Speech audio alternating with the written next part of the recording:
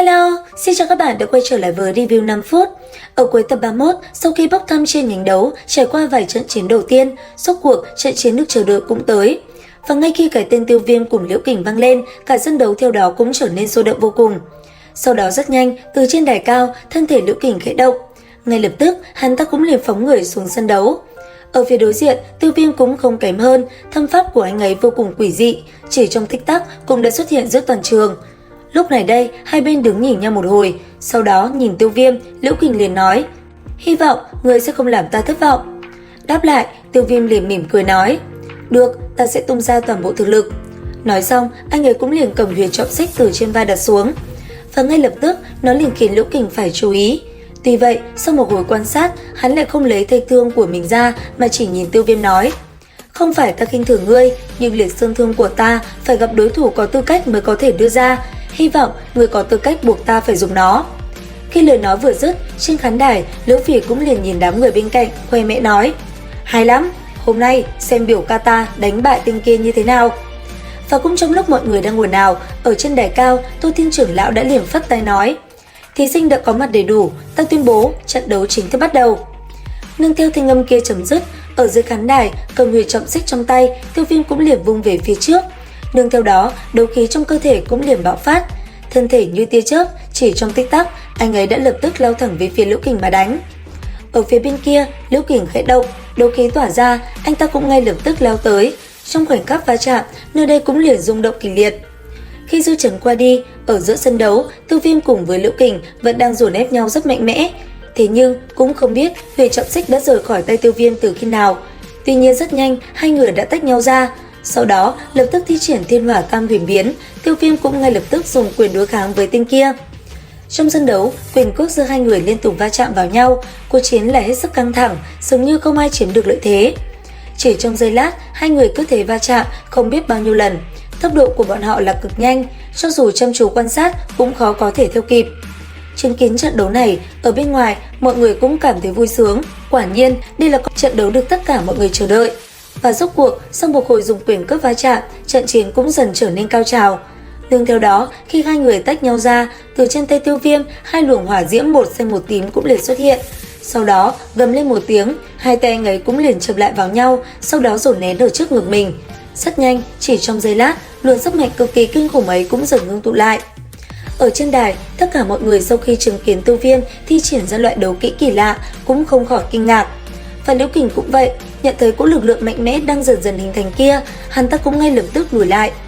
Tuy nhiên, khoảnh khắc hắn nhận ra cũng đã muộn, ngay khi hắn ta lùi lại, đó hỏa liên trong tay Tiêu Viêm cũng đã thành hình. Và chỉ trong tích tắc, nương theo một tiếng quái dài, đó phật nộ hỏa liên từ trên tay Tiêu Viêm đã ngay lập tức bay thẳng về phía đối thủ của mình. Trong khoảnh khắc va chạm, nơi đây tựa như nổ tung, kinh khí tung bay tứ tán, làm nơi đây rung động kịch liệt. Lúc này, sân đấu như nổ tung, khói bụi tung bay mù mịt, mọi người còn không nhìn thấy Tiêu Viêm và Liễu Kình ở đâu. Ở trên đài cao, chứng kiến cảnh tượng này, mọi người cũng khen Tiêu Viêm không ngớt. Giờ đây, tất cả mọi người đều phải nhìn Tiêu Viêm với con mắt khác. Còn đám người Liễu Phỉ, mặt mày bọn họ tái mét, ngàn vạn lần cũng không thể tin được Tiêu Viêm lại mạnh đến thế. Tuy nhiên, khi khói bụi qua đi, mặc cho sức mạnh vừa rồi bạo phát, Liễu Kình vẫn không có tổn hại một chút nào. Thế nhưng, cây thương trên tay đã xuất hiện.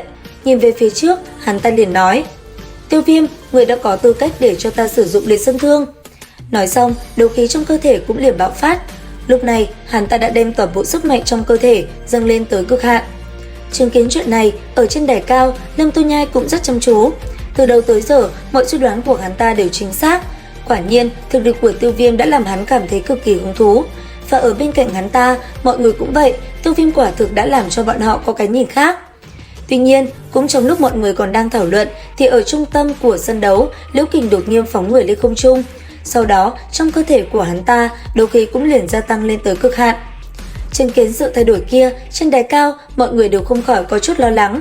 Và ngược lại, thấy Liễu Kình như vậy, Liễu Phỉ cùng với đám người đi cùng cũng liền lên mặt. Còn Liễu Kình ở trên không trung, nhìn Tiêu Viêm, hắn ta liền nói: "Tiêu Viêm, chúng ta một chiêu cuối cùng phân thắng bại, đây là con bài chơi lật của ta dùng để đối phó với Lâm Tu Nhai. Thế nhưng, tình huống hiện tại đã khác, nó sẽ dành cho ngươi." Ở phía dưới, nghe thấy những lời này, Tiêu Viêm cũng lại giọng đáp: "Được, Tiêu Viêm xin lĩnh giáo. Liễu Kình học trưởng, chúng ta thử xem người bị đánh bại đến tột cùng là ai." Nói xong, từ trên người Tiêu Viêm, một luồng đấu khí kinh khủng cũng liền cuồn cuộn ra. Nương theo đó, phía dưới sân đấu tựa như được bao trùm bởi màu xanh huyền bí, trung tâm của nó chính là thanh huyền trọng xích trong tay Tiêu Viêm. Theo sự cảm nhận của những vị trưởng lão, luồng năng lượng đang dần tích tụ kia chỉ sợ còn mạnh hơn Hỏa Liên vài phần.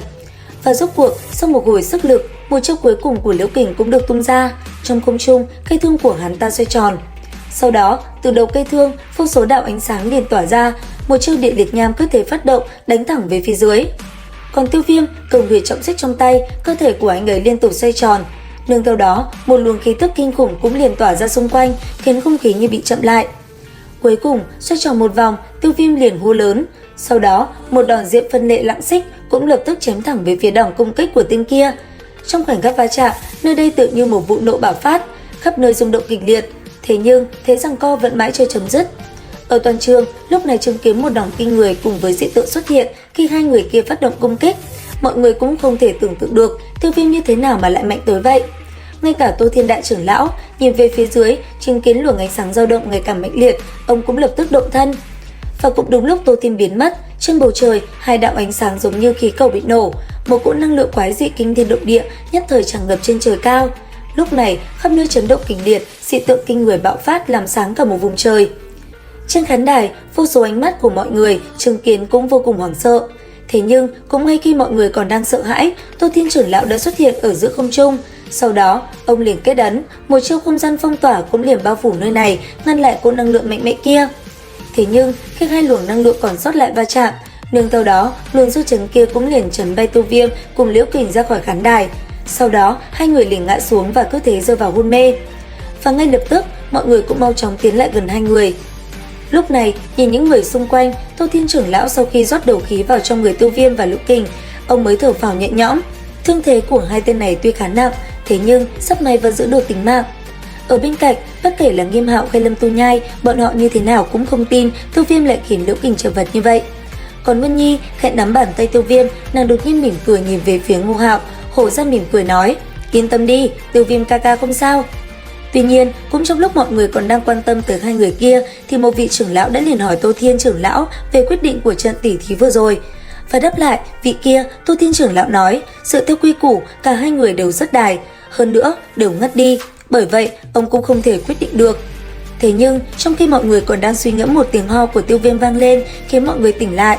Sau đó, anh ấy nhìn về Tô Thiên trưởng lão nói: "Đại trưởng lão, ta vẫn còn sức nói đây." Chứng kiến chuyện này, mọi người đều có chút vui mừng, còn Tô Thiên trưởng lão ông cười nói: "Trận tỷ thí này xem như hòa, hai người các ngươi song song cùng bài danh 10 hạng đầu, cho nên không cần phải lo lắng." Cứ như vậy, cuộc chiến giữa Tiêu Viêm và Liễu Kình kết thúc, hai người không ai giành được thắng lợi tuyệt đối. Đến đây thì hết tập 32/5 đấu phá thương khung. Xin chào và hẹn gặp lại các bạn ở những video tiếp theo.